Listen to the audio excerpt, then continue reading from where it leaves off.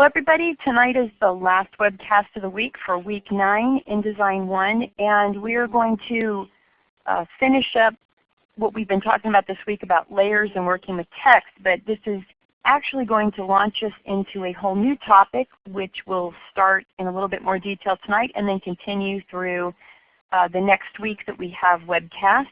And that is getting into a lot more detail about type and the type capabilities in InDesign, which are pretty phenomenal. I work with several applications with clients, and I'm always so pleasantly surprised when there are so many things I can do in InDesign to control the design of type and to automate the formatting of type. And though we are going to be working in the next week, not next week, but the week after, with controlling type, the week after is what I'm really looking forward to. That's going to be our week 11. And that's when we're going to start talking about styles, which allows you to automate the formatting of large amounts of type. So we're going to be on this topic for quite a while before we get off of it. All right, I'm going to go to a text file similar to the one that I was talking to in the last webcast. And one of the things I wanted to do right off, I'm going to go ahead and hide this background, is revisit something that I did not finish in the last webcast, and that was the topic of straddling. And I'm really sorry that I got off track on that, but with the drastic resolution change in my monitor, so I have a 27-inch monitor, and it's at a very, very high resolution. So when I'm in this webcast mode, everything, it's like watching a drive-in movie 2 feet from your face. Anyway, and of course InDesign can't show you the complete control panel like it does normally, and I depend a lot on my control panel. So that's a long way of saying sorry I did not see it in the paragraph panel because I never used it in that mode. Even though I knew it had to be there, I just could not see it from the menu. So let's just revisit that real quickly and take care of it. To just remind everybody about that, I was saying that in the old days we used to have to try to link, or some people wouldn't even link, they would just add a text box if they needed something to straddle across multiple columns. And it's real easy to do, to click on the import, drag across, and now you have your text starting in a new text box. And then we would play with that by changing the size so that the body copy moved down, and we would adjust that division between these two text boxes. But starting in I can't remember if it was CS5 or CS55, I'm going to go ahead and delete this now. We now have the capability of straddling multiple columns if those columns are in a single text box. And this is going to be a very important distinction between the two. We can have 3 separate text boxes, or we can have a single text box that through the text frame options command, we have the ability to change a single text box into 3, 4, 5, whatever number of columns we would like to create. We can't straddle text across multiple text boxes, but if we have created a single text box with multiple columns, then we can straddle. So that straddle command will normally be in your control panel across the top of your screen. And of course it's not because my resolution, as I said, is so low. But I'm going to go to the panel that I never dock, which is the paragraph panel. And it's here clustered with or grouped with the character panel. And what I'm going to do is select this entire paragraph, the frog print. And from this drop-down menu, which is my panel menu, remember every panel has a panel menu. Some of them are very short, some of them are very long. But I'm looking for the span columns command. And I get a command. It jumped over on my other monitor, sorry. And it's asking, in this layout, how do you want this paragraph to behave with the rest of the text? And by default, and rightly so, it is saying, okay, I'm going to just hang out in this one single column that was my origin. But I can also say, well, I'd rather span the columns, and then you have a choice of how many columns you want to span. And of course I want all of them because I'm probably going to increase the size of this title. And you also have the option of adding space before or after that span. This isn't the only way to add space after the span. For example, I could easily select this paragraph and then go up to my paragraph commands, and I could add space above and below. But this is also nice. And if I just take advantage of that, you can see how that body copy is shifting down further. And maybe that's a little too much. Go to 1p6. And of course, the only reason I'm able to see this is I have my preview checkbox turned on, so don't forget that. I get a lot of questions, not with this class, but I get a lot of questions from students about why they're not seeing what's going on as the result of manipulations in a dialog box. And it's because this preview button isn't on. Once you turn it on, it's sticky, but sometimes we have to turn it on for every single dialog. So at some point you'll probably have to turn it on for every dialog box that you use. Okay, I'm going to go ahead and click OK, and I can see that this paragraph is now spanning across, and it's taking up all the room. Even though this heading is not going any further, you'll notice that this column is not able to come up into this area. And that's because I've said that this paragraph gets all 3 columns, even if there's not enough text to fill those 3 columns. Anyway, it's very, very handy. But as I said, it does not work if you have created 3 separate columns. And we would do that. Let me just create a quick new document. And I say that I have a document with only 1 column. Let me change the number of columns to 3 columns. That's just going to create the guides for me. And if I pour in text into this, what's going to happen is it will create 3 separate text boxes. And let me just quickly duplicate these. I'm just using the Alt-Drag method, and then I'm just going to link them together by clicking on the Outport, hovering over the top of the next text box, clicking on the Outport, hovering over the next text box, and now these 3 are linked. And what's unfortunate about this is if I tried to span at this point, I would be blocked by the outer edges of this frame. From the day I started using InDesign, this method of using multiple text boxes has been my way of working. I always use this in my workflow. And it's because it's an automatic feature for pulling in, let's say, 40, 50, 60 pages of text. And I work in books quite a bit. So it's not a rare occasion where I import a Word document that might be 80, 90 pages. And when you import into multiple guides like I'm seeing here, let me just move this down a little bit, that is what InDesign does. Now I'm having to rethink my workflow quite a bit going forward. And if I feel that there is going to be a case where a client has wanted multiple columns and they're going to have headings that are going to straddle those, I have to go about this a different way. So I just want everyone to keep that in mind when you're thinking about projects. For one-page projects, flyers, banners, this is probably not going to be something you're going to have to worry about because in most cases we are creating separate text boxes for many of those elements so that we can just drag them around randomly.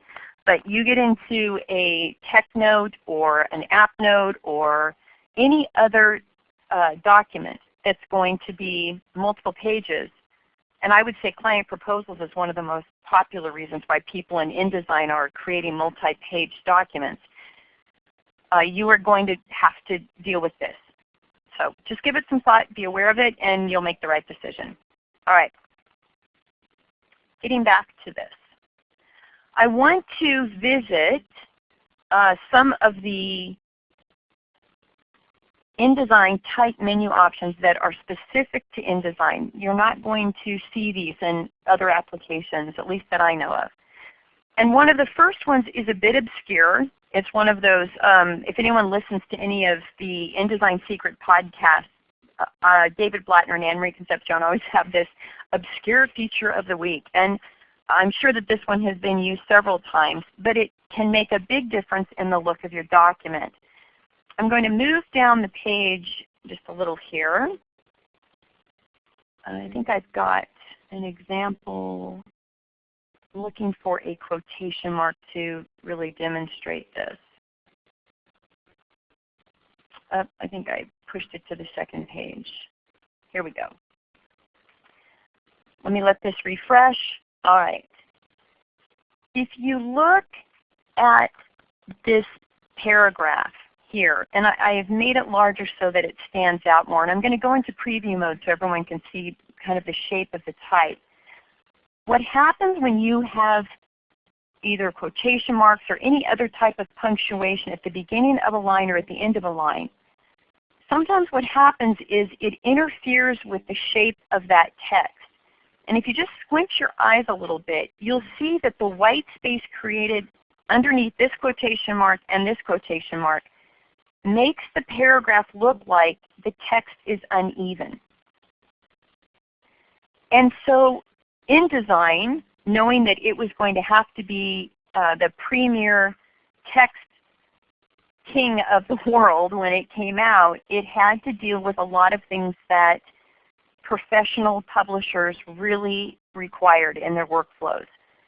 And very high quality magazines and book publishers moved very quickly to InDesign because of the capability that this program has.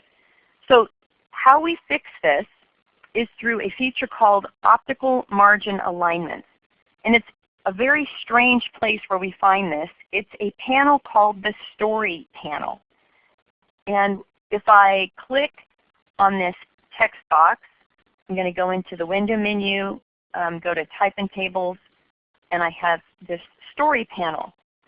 I think this has to be the smallest panel. Where are you? There you are. You're on my second monitor yet again. This is it. It's one option for an entire panel. That just cracks me up that they couldn't figure out another place to put it.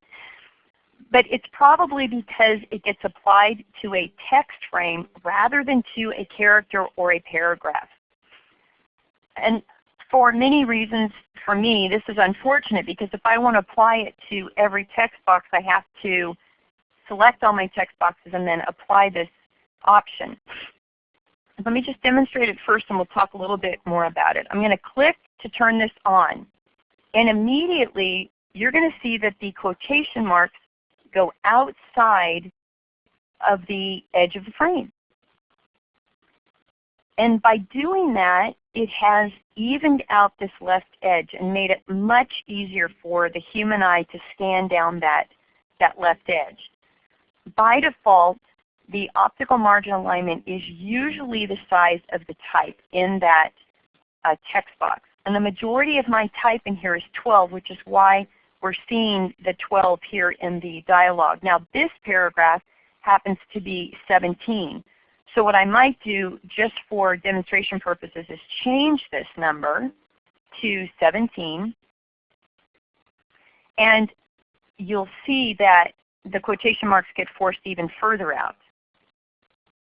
But look at how much nicer that left edge is. It makes it look like the text is just running right down a nice even edge. So this is called optical margin alignment, and it is used and implemented through the Story panel. Don't forget that this is applied to a text box, not to actual text itself. And I think this is one of the harder things to remember about this, because if I don't use this for 6 months or so, I'm always forget that I cannot apply this to a paragraph style. You can turn it off, interestingly enough, through a paragraph style, but you cannot turn it on. Okay, I'm going to turn this off just for the moment, even though I like it better when it's on. And I want to revisit the Find Font command. So let me zoom out a little bit here. So if on the Type menu, we have the Find Font command. as you are probably well aware, if you open up an InDesign file that is using a font that you do not have either installed on your system or that is not part of a package where the font folder is embedded in that directory that has the InDesign file and the images folder, which we did an entire lab on, then immediately as you're opening that file you get a message saying there's a missing font, and it wants to know if you want to find that font.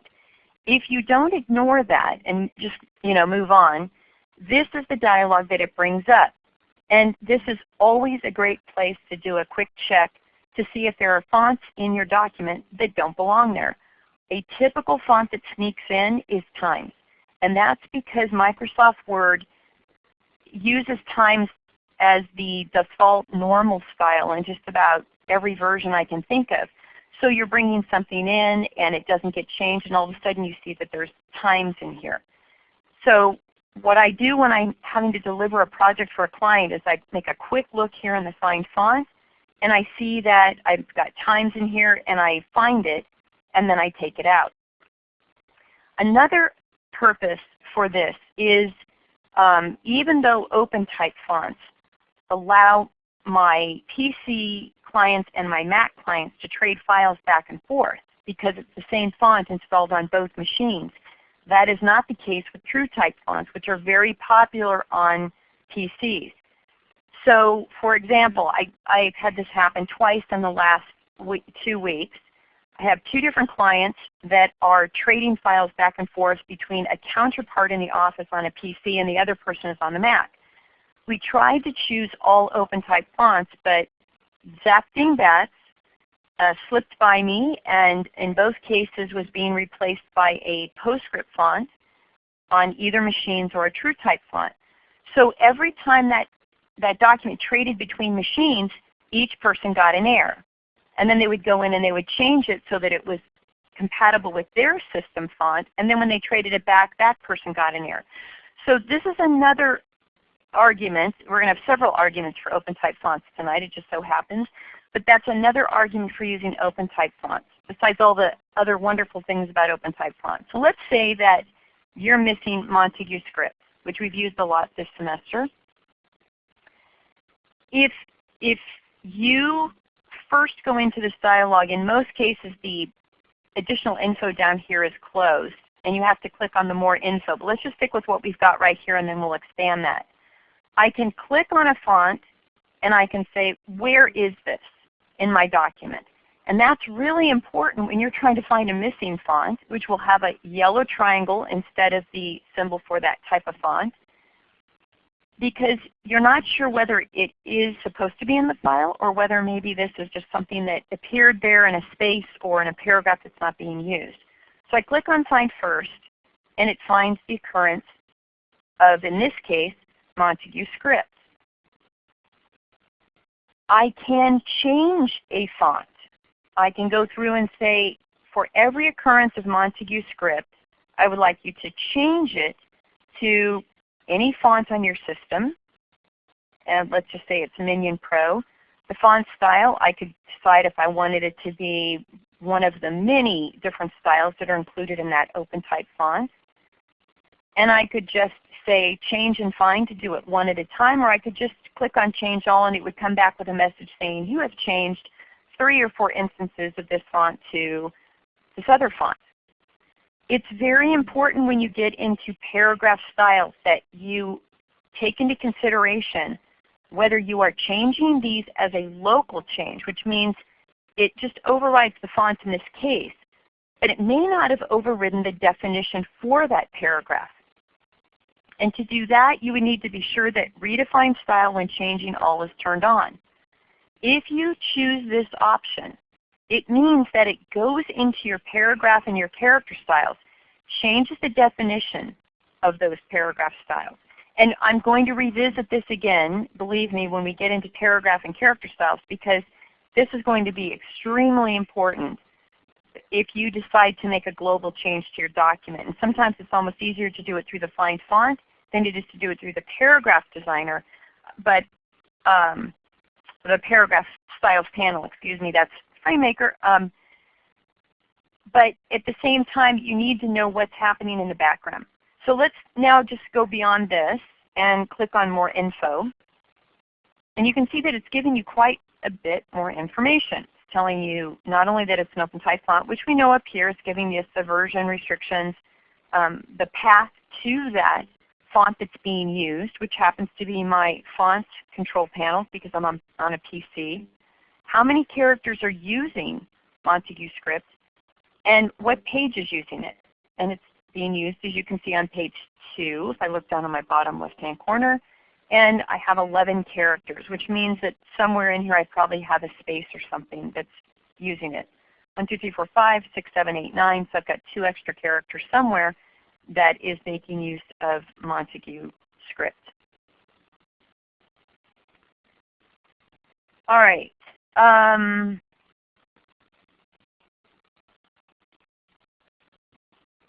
Can't think of anything else. Let me see if I can find Adobe Caslon in here somewhere. There we go. I only have one word that's Adobe Caslon, which is definitely a mistake. So I want to do one of 2 things. I can either turn it back into Minion Pro, or I can get out of this. And it just so happens that I have a paragraph style applied to this, which we have not gotten into yet. But I can see that this paragraph is using a paragraph style called Body Ridge, and it has a plus sign telling me that there's an override.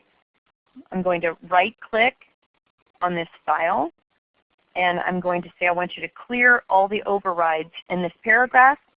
And it got rid of the Adobe Caslon because that was only one word within the paragraph that was not using the font, the size, and the other attributes I defined for this paragraph style called Body Ridge. And as I said, week 11 we are going to get into quite a bit of depth in this. Let's move now to our glyphs panel. So I'm going to move the document over here just a little bit. And I think this is why I have this Mary Sally here, because I needed an M, an S, and a Y. These were the names that gave me that.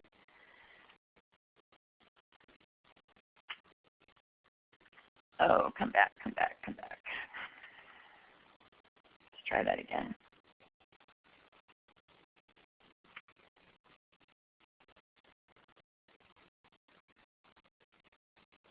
We have talked about the glyphs panel and about the fact that we can see every character that is contained in a particular font. We can change that font to see more characters. But when you're talking about an open type font, we're dealing with thousands potentially of characters, right? So we may want to refine our search with what characters we're going to be able to see. And one of the ways we can do that in the glyphs panel is to go to the show portion, hold that menu down, and it's a drop-down menu that gives you lots of choices, which I have mentioned before in previous webcasts. But let me just review a few of these. Entire font, which is the default, gives you all characters in that particular font.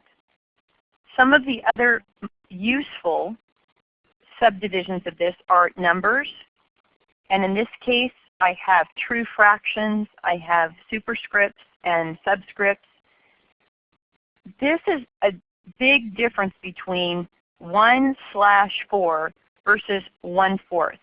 And let me just show you that here in this paragraph. I'm just going to go down an extra line and type 1/4, which is what most people do when they are trying to create a fraction. 1/4 of my time is spent doing whatever, okay?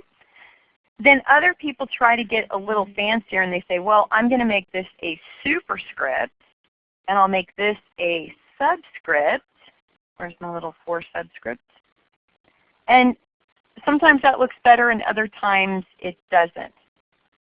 But what would look the best is using an actual fraction that has been designed with the right spacing, the right sizing to work in a paragraph at whatever size you have defined it. So if I double click here, I can see that I get a fraction. And it's going to grow just like any other font character because it's a single character. Some other really useful items that you might want to search for besides numbers are symbols. Sometimes you can choose a symbol from the font that's being used for the body copy without having to go to an ornament font like a Wingding or a Zap Dingbats or Webdings. Often we can find some characters in those fonts themselves, especially if they're open type fonts. For instance, I have a nice square, I've got a diamond. Many of these could be used for bullets or some other special character. Sometimes we need a $sign, or this is a specialized with the raised O with the little underline underneath it. So checking out the symbols for a particular font is very helpful to find out if you're going to have to access a special ornament font or whether you can handle what you need within that font. We are seeing several more choices because I'm currently in an open type font. If I was to go into, let's say, Times New Roman, I might have a more limited choice of options within these menu items. All right, let's take a look at math symbols. Minion Pro does not have very many math symbols, usually because it's used as a body font. Let's take a look at something else. And let's go to Times and just check out and see what it has here. So Times New Roman, these are the math symbols for Times New Roman. And there are actually a few more, but some of them are different than the ones that were available in Minion Pro. Obviously, a font that is specific for certain characters is going to give you more choices, but this is always a nice thing to check first to see if you can handle it in the font that you're using currently in your document. All right, in addition to math symbols, another one that I really like are choosing the ornaments. Now in Times New Roman, there are no ornaments. I look down here and I'm going to see this menu looks very different than when I go back to Minion Pro. And let's take a look again and see what we've got. Look at the number of options that have increased in this menu. I'm going to go to Ornaments. And these are all little images that I can use, and I can size them as much as I want, and they will always stay nice and smooth because remember, fonts are vector. Now that you know more about the difference between vector and rasterized images, you know that if fonts are vector, I can keep increasing the size as big as I want it, and I'm not going to ever have to worry about it getting jaggy or fuzzy because it's always going to have a clean edge. And this is the one from Minion. Some of these are really nice, and I use them sometimes when I'll do a recital program or something that could use a little bit of decoration without going overboard because I need it to be a little formal. Another favorite font of mine that has a nice set of ornaments, which I think I've shown you guys before, is Adobe Caslon Pro. Whoops, chose the wrong one. That's Canberra. Where are you? Caslon. Oops, right there. Let's go to our ornaments. And that has a really nice set of ornaments. Many of them are square shaped. So you would want to probably either use counterparts that are opposite of each other in corners. I've used these before in a program where maybe at the bottom you say, we will be meeting at a reception later, and then I've put one of these at each side of that phrase. You have several open type fonts available to you right when you install InDesign. So take advantage of those because like I said, and we've mentioned this before, they are expensive items, and so use whatever you have available to you. All right, moving on to some others that are specific to open type fonts are your ligatures, which we have talked about. In fact, we just talked about that I think in the previous webcast. Let me see if I can find those standard ligatures. So these are the cases, as I mentioned before, where letters would have bumped into each other, so they become substituted automatically with these ligatures. And then you have choices if you don't like that particular ligature. Sometimes they have alternatives to that. Another one that is popular is the /0. Of course, there's only one, but many people who are working in a more technical document want a /0. Now here we get to some a little more fun options. And I'm using these two, finally, for what I would like to demonstrate. I'm going to highlight the M in Mary.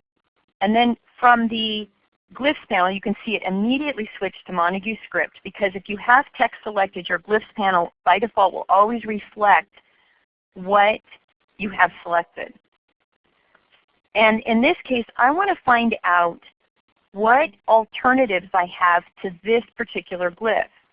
So I can choose either alternatives for selection, or I can choose stylistic alternatives. And let's just choose this one first. And I can see that this particular font has two different M's. And you can see this one matches the one on the left. But if I double click on the one on the right, notice how that M, the swash, instead of coming down, is up above. If I'm making a very large headline, and depending on what letters come before or after that letter, these alternative swashes are going to help me see how text is going to fit nicely together. And I'm looking for, let me see if I've got, let's go to stylistic. And that's not really helping much, but it might help with the S. So let's take a look at this one.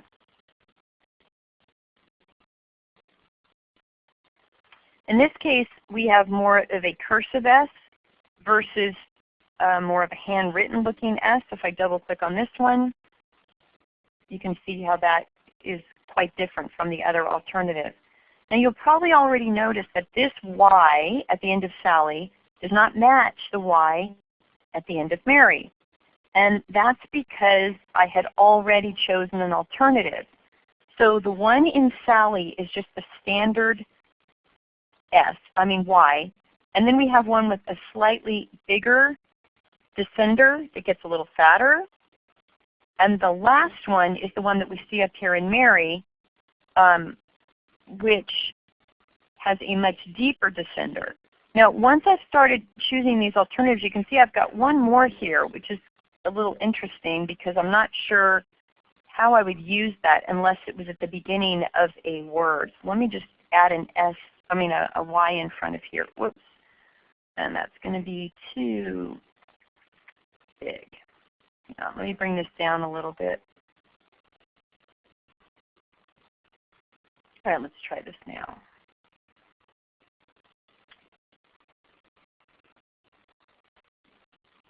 And let's make that a lowercase s. Here we go.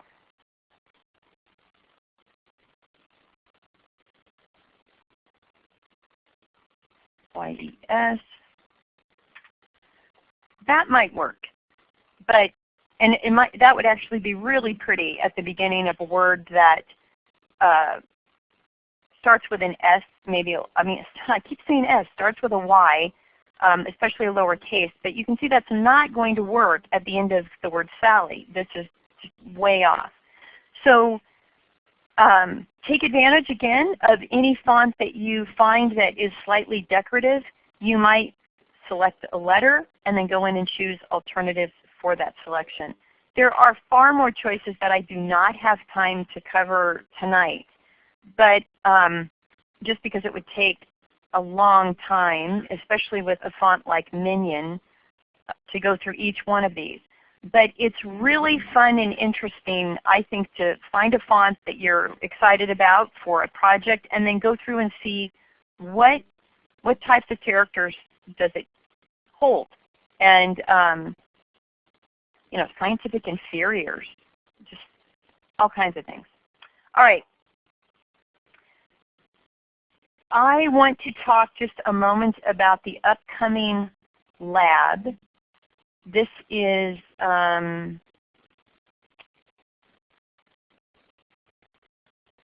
9. And I know that we haven't even finished Lab 8, and I'm sure many of you have not even started it. But I want to make a comment about Lab 9 early because I believe next week is the spring vacation for Santa Rosa. And I don't expect, I know I wrote an email about this, but I don't expect people to do this over vacation unless you want to take advantage of time off without having to listen to webcasts and dedicate that towards working on projects. So I've tried to get a little bit ahead, and I'm going to try to be sure that I have these assignments up there so that you guys can take advantage of them. Lab 9 would not be due until probably, let's see, I said that Lab 8 was due the 25th, so Lab 9 would probably not be due until the end of that week, that Sunday night. But it's coming soon, and it's going to be on variations on a theme. So I will revisit this when we come back, when we're back in session, but I want to show you something, just take a little aside here. I'm going to give you a link to some templates that used to be included up through CS4. In CS5, everybody started asking what happened to the templates. They're no longer included in InDesign. But lucky for us, InDesign Secrets, let's see here.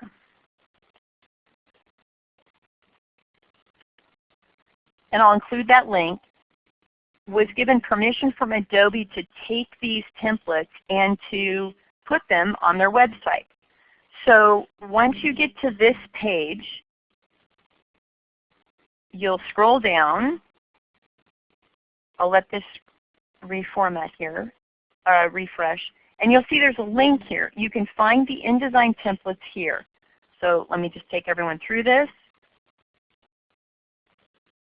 Now you'll be taken to a page that says InDesign Templates. And underneath, you'll see that you'll have to download, if you're interested in any of these, you'll have to download these one by one. They will be in version CS4. But in InDesign, all you have to do is open up a file. It usually asks, do you realize this is created in an earlier version? And the previous version will not be able to open it. You don't care because you're way beyond CS4. And once you open it and save it, it's going to save as the current version that you're working on. So we have a photo book, another photo book, a recipe book. We've got 4 brochures. But the one I'm interested for this lab are the business themes. And I don't necessarily want you to use these. You can if you want. But what I'm really interested in your ability to see how a business theme works. Now I've already downloaded these. I have them on my system. So now I'm going to switch over to Bridge so that I can show you the business sets here. And I'm going to move over to one that's a little more obvious. Okay. So this is obviously a set that belongs together. We have a CD cover, a newsletter, a poster 2. To me this looks more like a card you would send out, a mailer, something like that. But you can see that there's definitely a theme going on here. We've got the sky, the flowers, the field. We have a similarity in fonts. We have color similarities, and that's what's going to be included in this assignment. You will have to choose, what did I say here? 3 different items, and you'll create a theme across all of those items. I'm going to move over here. We can see here's another theme. Here's business cards. And then we have an envelope, a label, and letterhead. I don't care what 3 you choose. It could be a business card, a flyer, and letterhead. It could be you could be for an existing company that you're involved with. It could be a potential company that you're going to be starting. It could be a potential advertisement for doing InDesign work for people because you guys are getting so good at this. But that's what 9 is going to be about. So just give that some thought. And let me see. I want to open up one more just a double check on 8 really quickly. Oh yes, the tabloid trash. Exactly. So that is the one that is going to be due 3/25, which is the Monday that you get back.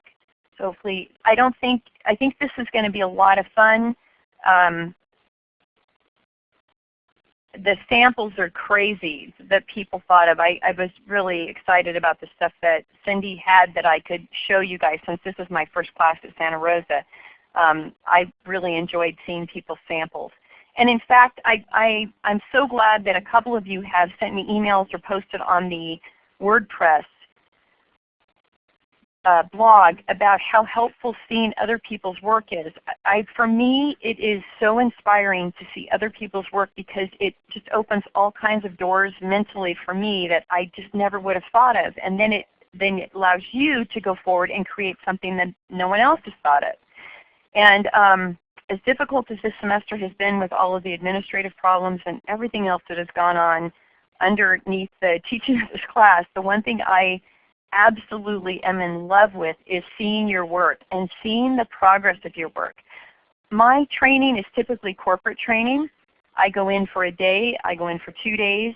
I don't see these people again for 6 months, sometimes a year when a version changes, and I don't get to see the progress that the individuals are making. I cannot believe the homework you guys are turning in. It's just awesome.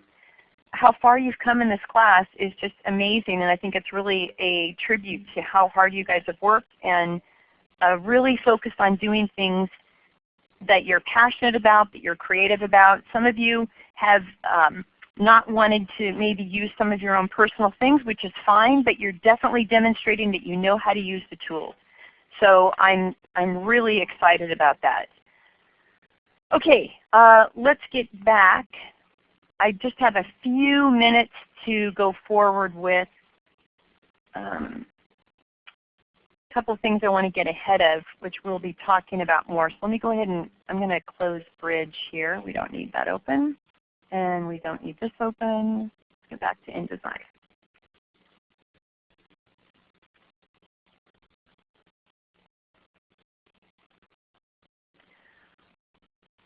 All right, I'm going to probably not go the full hour on this tonight. I just want to make a couple of comments as we introduce going forward to the next several webcasts, which I'm going to try to get ahead on next week so that you guys will have them immediately when you get back.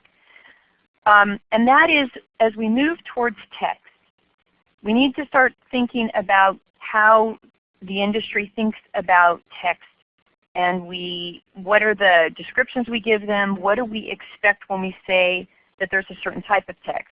And usually we define text into 2 pieces.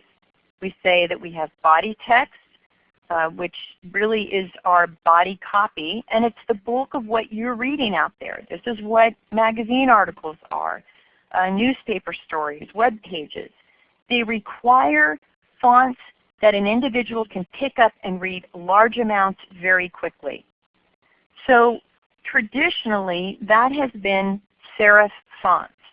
And if I just zoom in here on this a little bit, Minion is a serif font because it has the little tiny serifs across the bottom that form an artificial line that the eye follows.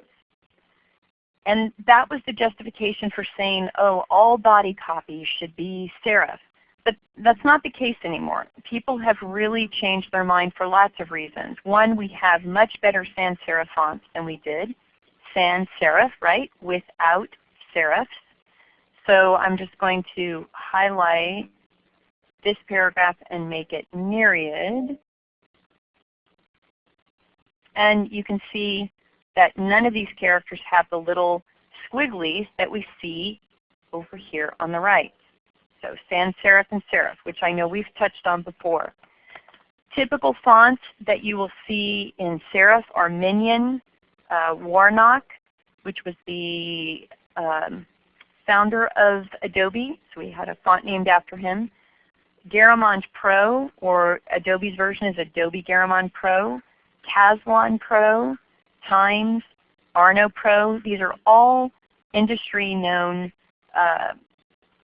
standards in serif fonts that people will use for type. And on the PC, if you're in Microsoft Word, people are either thinking in Times or they're thinking in Arial.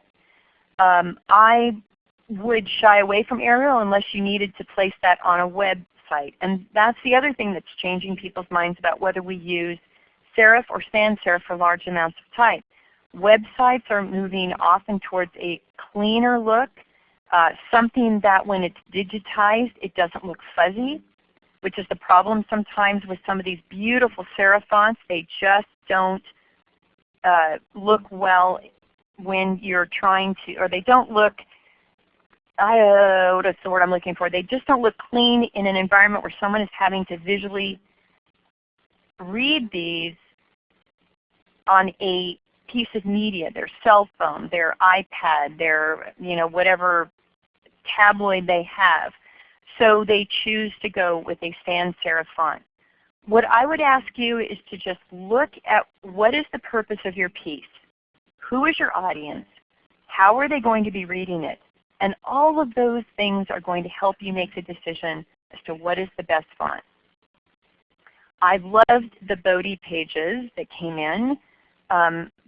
Not all of them are in yet, but oh my gosh, they're just awesome. And many of you took the theme of you use something pretty readable, not always readable for many of you, but pretty readable for the body copy, but then you just use so much creativity for a large headline where people are not going to be expected to read tons of type with that, but just get through maybe one word. And in this case it was Bodhi. So I can't wait to put these up on the WordPress blog, because I think you guys are going to just love seeing everybody else's work.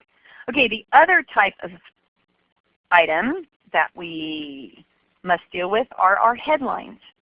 And we've got a couple in here. Obviously this is not going to help someone find a break or a sub matter area. We need to draw attention to it. So we draw attention to it by making it bigger, by putting some sort of specialized font to it. In this case, maybe I'm just going to change it to maybe 14 point. Maybe I'm going to make this a sans serif font. And maybe I even make it bold. Sometimes I don't. It just depends. And often we try to increase the space around it. I'm going to go to my paragraph commands so that I can add some space above possibly, so that it's obvious to the eye that enter the print goes with the following sets of paragraphs defining body copy. This is much easier to scan through and find where it is I'm looking for specific information versus this, she keeps her word. And that's what we are doing when we are reading, right? We are trying to scan to find something unless we're reading a novel, and even then sometimes we want to go back to try to find a quote. I'm doing that all the time, putting little stickies in novels that I'm reading because I want to remember that. Let's see if I can get that Myriad again. Here we go. Oh no, I didn't use Myriad. I used Acacia. Right, and I think I used bold. So here's another reason, folks, that we use paragraph styles. If I had to go through and find every occurrence of a heading and do what I'm doing right now, I would slit my wrist. This is crazy. Can you imagine doing this across a technical manual that's 300 pages long and going, oh wait a minute, was this 14 or was it 13? Oh shoot, that was 14, not 13, right? When we get into paragraph styles, you're going to see that all you have to do is click in a paragraph and click again on a style, and it formats the entire thing for you, which is really nice. All right, so when we are trying to come up with these different types of text, different categories of text that we are associating with certain parts of the language that we read and we speak. And we have several other types of editorial elements. We have lists, we have sidebars, quotations, indented paragraphs that are creating a hierarchy. I mean, the list just goes on and on. Certain pieces of that group of elements is going to be categorized as body. For instance, my lists are part of the body portion of a document. But a pull quote would be, I think, classified closer to some sort of a heading. And with each one of those categories, we must obey certain rules, and we're allowed to break certain rules depending on what we're trying to do. And again, I want to bring up Nigel French. He's one of the instructors on lynda.com that I just love his stuff. He's English, which is always fun to listen to in a webcast. But he also really helps educate you about type and how important it is. One of the things that I'm seeing in your wonderful assignments, I think I created something over here on the side to try to demonstrate this. I am still seeing things like this. Now, I don't want anyone to take this personally, because where I'm finding these, I'm finding great design. Okay, I'm really happy with what you guys are doing. So let's just think about some of these things and pay attention to some of the details with type. I think many of you are just assuming type can just be type and you don't have to pay attention to it as a design element. If I had a paragraph this wide, why would I want one word centered at the bottom? That makes absolutely no sense. So I either have to pull something down with it by putting in either a forced line return, which is Shift-Enter, or I would probably have broken this up so that the lines had a more consistent width.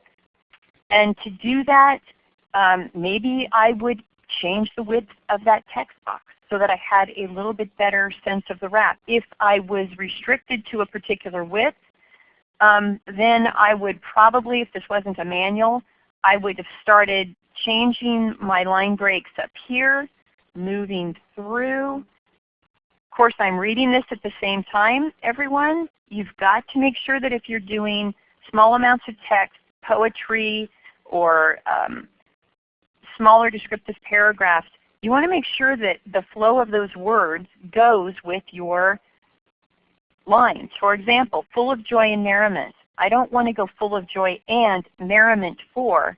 I might have to rethink this and do something like this, and then lived happily a great many years. Also consider the shape of the paragraph. Okay, this is looking a little bit like a person's figure, right? We have it's out, in, out. I don't know if I really like the shape of that, but these are some of the things that you want to look at when you're dealing with small pieces of type. Everyone always says in the design world that the less type you have, the more time you have to spend fixing it and getting it just really typesmithed. Okay? If you're working on a 300-page manual, you're going to hope that the rules that you implement in your paragraph styles is going to handle a lot of the things that you might have to worry about on certain lines. We're going to use keep options. We're going to use hyphenation rules. All of these things to help us create a sentence that doesn't have a widow or an orphan, or has bad hyphenation, 5 hyphens in a row, something like that. So here's another thing that I'm seeing. I see a really long line. The end of the paragraph has like 4 or 5 words, and then we go down to another large group of text. So my instruction to everybody going forward is just pay as much attention to the type as you are some of the other wonderful design elements you guys are all putting in there. Think about it just as much as you would the color, images you're putting in, or even different shapes you're decorating with, or frame edges. If the text is not readable, we've lost something in our design, because we're not designing for design's sake. We're designing to get the word in a presentation that helps everyone read it, understand it, conveys thought, conveys whatever message you are trying to get. And it's not just about the design. The best designs take the information that they've been given and they're able to present it in a unique way that gives that wonderful presentation. And I'm seeing several of you who I know have a background in some sort of art who have already understood many of these principles. And many of you are, I know, have not had a background in this, but I'm noticing that you're getting better and better and better. So just some things to think about going forward. As I said, this is our last webcast for the week. So everybody have a good week off next week. I sure hope I'm right on this, or I'm going to be pretty embarrassed when we have a webcast next week. But I think next week is spring break for Santa Rosa. So everybody have a great week off. Hopefully anybody who's behind, you can use that time to catch up. And we will be back on March 25th. Take care, everybody.